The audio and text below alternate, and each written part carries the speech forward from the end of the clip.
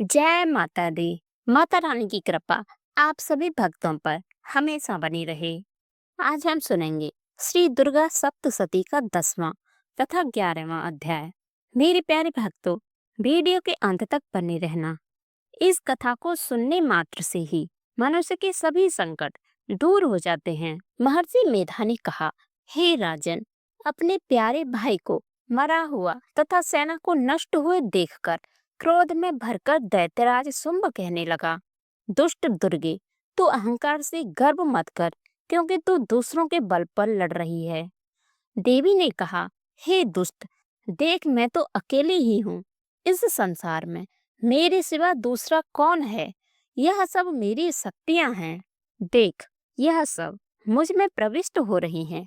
इसके पश्चात ब्रह्माणी आदि सब देवियां उस देवी के शरीर में लीन हो गईं और देवी अकेली रह गईं। तब देवी ने कहा, मैं अपनी ऐश्वर्य शक्ति से अनेक रूप में यहाँ उपस्थित हूँ। उन सब रूपों को मैंने समेट लिया है। अब अकेली ही यहाँ खड़ी हूँ, तुम भी यही ठहरो। महर्षि मेधा ने कहा। जब देवता तथा राक्षस के देखते देखते देवी तथा शुंभ में भयंकर युद्ध होने लगा। अंबिका देवी ने सैकड़ों अस्त्र शस्त्र छोड़े। उधर दैत्यराज ने भी भयंकर अस्त्र शस्त्र का प्रहास किया। देवी के छोड़े हुए सैकड़ों अस्त्र शस्त्रों को दैत्य ने अपने अस्त्र शस्त्र द्वारा काट डाला। इसी प्रकार शुंभ ने जो अस्त्र छोड़े उनको देवी ने अपने भयंकर हुंकार के द्वारा ही काट डाला। दैत्य ने जब सैकड़ों बाण छोड़कर देवी को ढक दिया तो क्रोध में भरकर देवी ने अपने बाणों से उसका धनुष नष्ट कर दिया। धनुष कट जाने पर दैत्य ने शक्ति चलाई, लेकिन देवी ने उसे भी काट फेंक दिया। फिर दैत्यराज ने चमकती हुई ढाल लेकर देवी की ओर दौड़ा, किंतु जब वह देवी के समीप पहुंचा तो देवी ने अपने तीक्ष्ण बाणों से उसकी चमकने वाली ढाल को काट दिया। फिर दैत्यराज का घोड़ा मर गया, रथ टूट गया, सारथी मारा गया तथा वह भयंकर मृत्युगर लेकर देवी पर आक्रमण करने के लिए चला, किंतु देवी ने अपने तीक्ष्ण बाणों से उसके मुखद्वार को भी काट दिया। इस प्रकार दैत्य ने क्रोध में भरकर देवी की छाती में बड़े जोर से मुक्का मारा। दैत्य ने जब देवी को मुक्का मारा तो देवी ने भी उसकी छाती में जोर से एक थप्पड़ मारा। थप्पड़ खाकर पहले तो दैत्य पृथ्वी पर गिर पड़ा, किंतु तुरंत ही वह उठ खड़ा हुआ। फिर वह देवी को पकड़कर आकाश की ओर उछला और वहां जाकर दोनों ने घोर युद्ध किया। वह युद्ध ऋषियों और देवता को आश्चर्य में डालने वाला था। देवी आकाश में दैत्य के साथ बहुत देर तक युद्ध करती रही। फिर देवी ने उसे आकाश में घुमाकर पृथ्वी पर गिरा दिया। दुष्ट आत्मा दैत्य पुनः उठकर देवी को मारने के लिए दौड़ा। तब उसको अपनी ओर आता हुआ देखकर देवी ने उसकी छाती विदीर्ण करके उसको पृथ्वी पर पटक दिया। देवी के त्रिशूल से घायल होने पर उस दैत्य के प्राण पखेरु उड़ गए और उसके मरने पर समुद्र, द्वीप, पर्वत और पृथ्वी सब कांपने लगे। तदंतर उस दुष्टात्मा के मरने से संपूर्ण जगत प्रसन्न व स्वस्थ हो गया तथा आकाश निर्मल हो गया। पहले जो उत्पात सूचक मेघ और उल्कापात होते थे वह सब शांत हो गए। उसके मर जाने पर नदियां अपने ठीक मार्ग से बहने लगीं। संपूर्ण देवताओं का हृदय हर्ष से भर गया और गंधर्वियां सुंदर गान करने लगीं। गंधर्व बाजा बजाने लगे और अप्सराएं नाचने लगीं। पवित्र वायु बहने लगी। सूर्य की कांति स्वच्छ हो गई। यज्ञशालाओं की बुझी हुई अग्नि अपने आप प्रज्वलित हो उठी तथा चारों दिशाओं में शांति फैल गई। श्री दुर्गा सप्तशती का 11वां अध्याय। देवता द्वारा देवी की स्तुति तथा देवी द्वारा देवताओं को वरदान। महर्षि मेधा कहते हैं, दैत्य के मारे जाने पर इंद्रादि देवता अग्नि को आगे करके कात्यायनी देवी की स्तुति करने लगते हैं। उस समय अभीष्ट की प्राप्ति के कारण उनके मुख से खिले हुए थे। देवता ने कहा, हे शरणागतों के दुख दूर करने वाली देवी, तुम प्रसन्न हो। हे संपूर्ण जगत की माता, तुम प्रसन्न हो। हे विंध्येश्वरी, तुम विश्व की रक्षा करो, क्योंकि तुम इस चर और अचर की ईश्वरीय हो। हे देवी, संपूर्ण जगत की आधार हो, क्योंकि तुम पृथ्वी रूप में भी स्थित हो और अत्यंत पराक्रम वाली देवी हो। तुम विष्णु की शक्ति हो और विश्व की बीज परम माया हो, और तुमने ही इस संपूर्ण जगत को मोहित कर रखा है। हे देवी, तुम्हारे प्रसन्न होने पर ही यह पृथ्वी मोक्ष को प्राप्त होती है। हे देवी, संपूर्ण विद्या तुम्हारे ही भिन्न भिन्न रूप हैं। इस जगत में जितनी स्त्रियां हैं, वह सब तुम्हारी ही मूर्तियां हैं। एकमात्र तुमने ही इस जगत को व्याप्त कर रखा है। तुम्हारी स्तुति किस प्रकार हो सकती है, क्योंकि तुम परम बुद्धि हो और संपूर्ण प्राणी रूप हो, स्वर्ग और मुक्ति देने वाली हो। अतः इसी रूप में तुम्हारी स्तुति की गई है। हे देवी, तुम्हारी स्तुति के लिए इससे बढ़कर और क्या युक्तियां हो सकती हैं। संपूर्ण जनों के हृदय में बुद्धि रूप होकर निवास करने वाली देवी, स्वर्ग तथा मोक्ष प्रदान करने वाली है। हे नारायणी देवी, तुमको नमस्कार है। काला काष्ठा आदि रूप से अवस्थाओं को परिवर्तन की ओर ले जाने वाली तथा प्राणियों का अंत करने वाली नारायणी, तुमको नमस्कार है। हे नारायणी, संपूर्ण मंगलों को मंगल रूप वाली, हे शिवे, संपूर्ण प्रयोजनों को सिद्ध करने वाली हैं। हे शरणागत वत्सला, तीनों नेत्रों वाली गौरी, तुमको नमस्कार है। सृष्टि स्थिति तथा संहार की शक्तिभूता सनातनी देवी, गुणों का आधार तथा सर्वमुख वाली नारायणी, तुमको नमस्कार है। हे शरण में आए हुए शरणागतों, दीन दुखियों की रक्षा में तत्पर संपूर्ण पीड़ाओं को हरने वाली देवी, हे नारायणी, तुमको नमस्कार है। हे नारायणी, तुम ब्रह्माणी का रूप धारण करके हंसों से जीते हुए विमान पर बैठी हो तथा कुश से अभिमंत्रित जल छिड़कती रहती हो, तुम्हें नमस्कार है। हे माहेश्वरी रूप से त्रिशूल, चंद्रमा और सर्पों को धारण करने वाली, हे महावृषभ वाली, तुम्हें नमस्कार है। मेरा तथा मुक्तों से घिरी रहने वाली, शक्ति को धारण करने वाली, हे कुमारी रूप धारणी निष्पाप, हे नारायणी, तुमको नमस्कार है। शंख चक्र गदाकर श्रृंग धनुष रूप आयुधों को धारण करने वाली वैष्णवी शक्ति रूपा नारायणी, तुम हम पर प्रसन्न हो। देवी, तुम्हें नमस्कार है। हे दांतों पर पृथ्वी धारण करने वाली वराह रूपिणी कल्याणमयी नारायणी, तुम्हें नमस्कार है। हे उग्र नरसिंह रूप से दैत्यों को मारने वाली, त्रिभुवन की रक्षा में संलग्न रहने वाली, हे नारायणी, तुम्हें नमस्कार है। हे मस्तक पर किरीट और महावज्र धारण करने वाली, सहस्त्र नेत्रों के कारण प्रत्यासुर के प्राण हरने वाली ऐन्द्री शक्ति, हे नारायणी, तुम्हें नमस्कार है। हे शिवरूपी, दैत्यों को महामद को नष्ट करने वाली, हे घोर रूप वाली, हे महाशब्द वाली, हे नारायणी, तुम्हें नमस्कार है। दारों के कारण विकराल मुख वाली, मुंड माला से विभूषित मुंड मर्दिनी चामुंडा रूपा, हे नारायणी, तुम्हें नमस्कार है। हे लक्ष्मी, लज्जा महाविद्या, श्रद्धा पुष्टि, स्वधा ध्रुवा, महारात्रि तथा महाविद्या रूपा, हे नारायणी, तुमको नमस्कार है।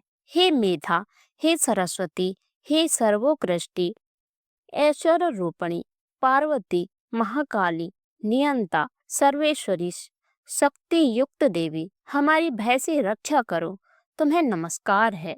हे कात्यायनी, तीनों नेत्रों से विभूषित, यह तेरा सौम्य मुख, सब तरह के डरों से हमारी रक्षा करो।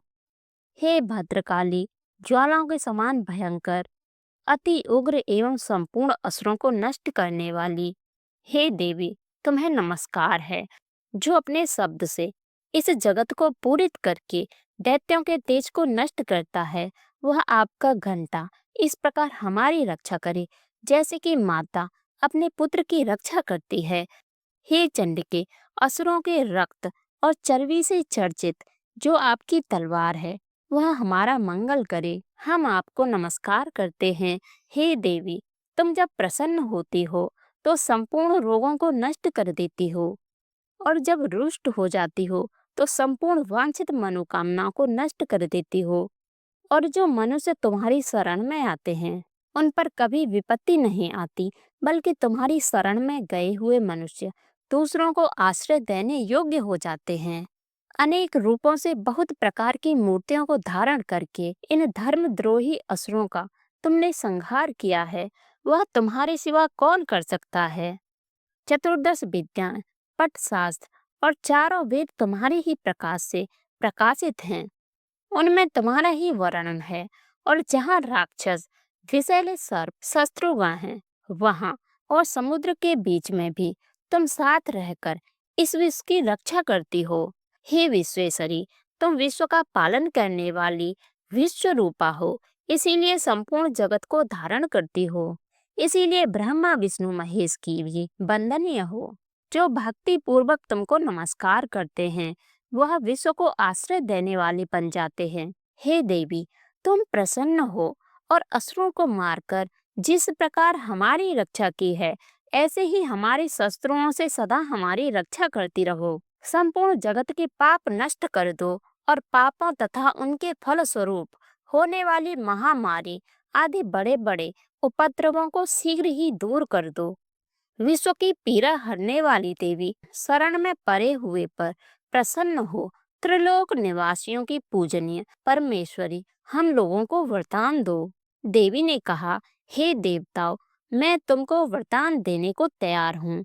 आपकी जैसी इच्छा हो वैसा वर मांग लो, मैं तुमको वरदान दूंगी।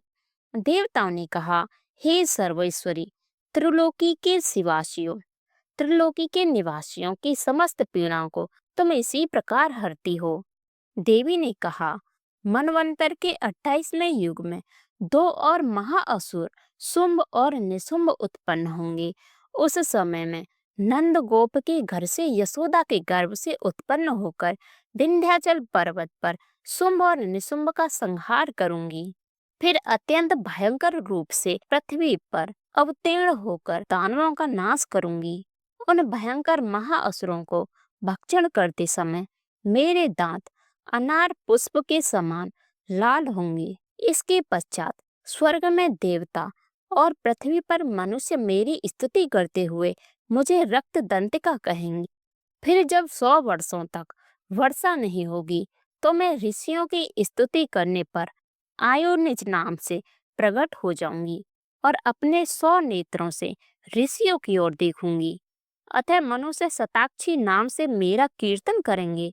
उसी समय अपने शरीर से उत्पन्न हुए प्राणियों की रक्षा करने वाले स्वाकों द्वारा प्राणियों का पालन करूंगी और तब इसी पृथ्वी पर शाकंभरी के नाम से विख्यात हो जाऊंगी।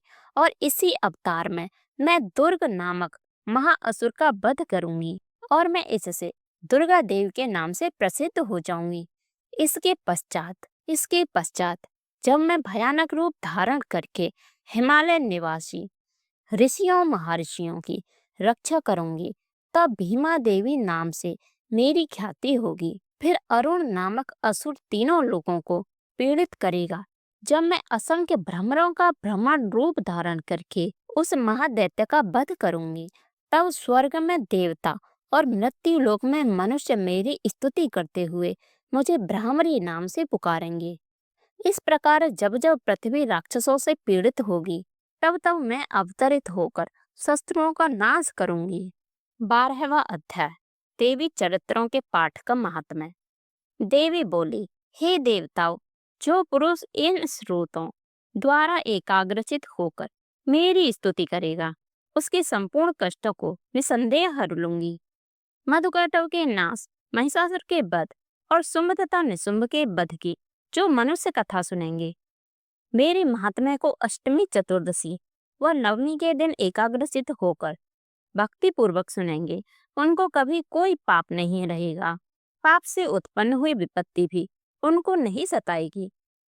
उनके घर में दरिद्रता नहीं होगी और न उनके प्रियजनों का विछोह होगा। उनको किसी प्रकार का भय नहीं होगा। इसलिए प्रत्येक मनुष्य को भक्ति पूर्वक मेरे इस कल्याणकारक महात्म्य को सदा पढ़ना और सुनना चाहिए। यह मेरा महात्म्य महामारी से उत्पन्न हुए संपूर्ण उपद्रवों को एवं 3 प्रकार के उत्पातों को शांत कर देता है।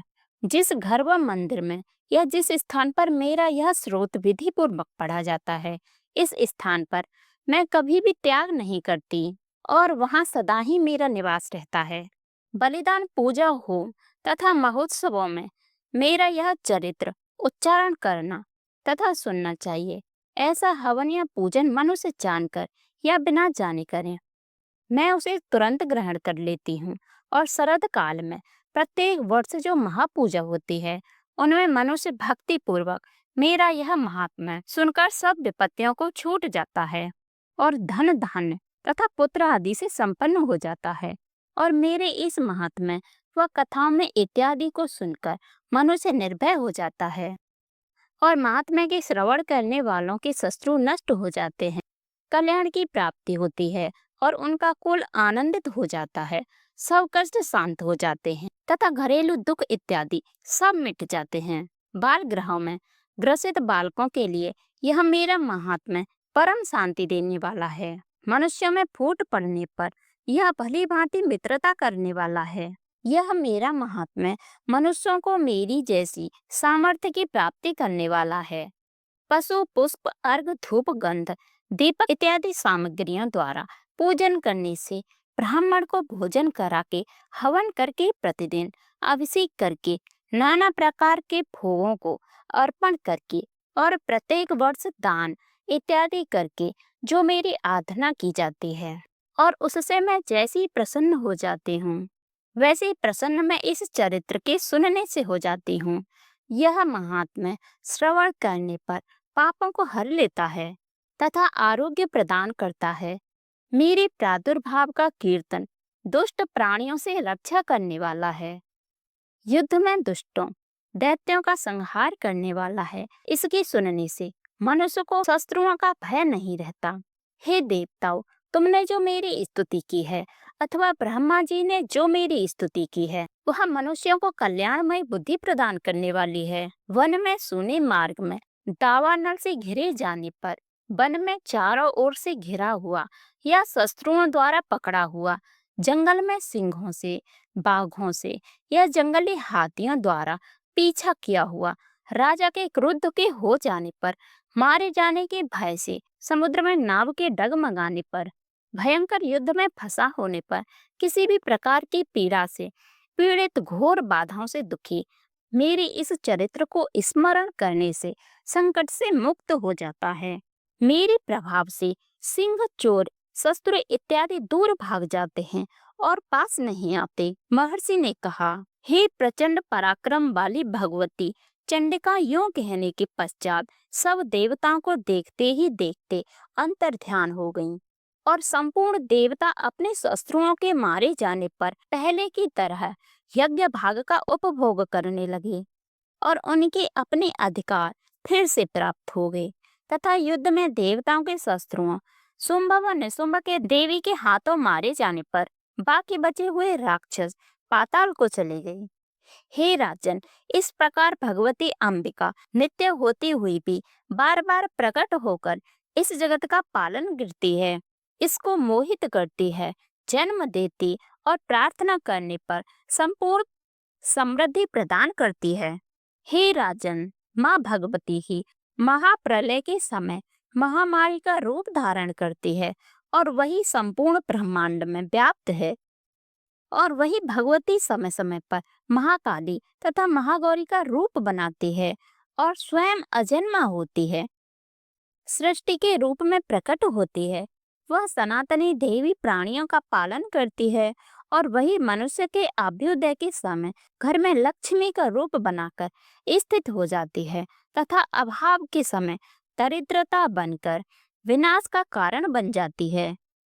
पुष्प, धूप और गंध आदि से पूजन करके उसकी स्तुति करने से वह धन एवं पुत्र देती है और धर्म में शुभ वृद्धि प्रदान करती है। महर्षि मेधा ने कहा, हे राजन, इस प्रकार देवी के उत्तम महात्म्य का वर्णन मैंने तुमको सुनाया है। जगत को धारण करने वाली इस देवी का ऐसा ही प्रभाव है।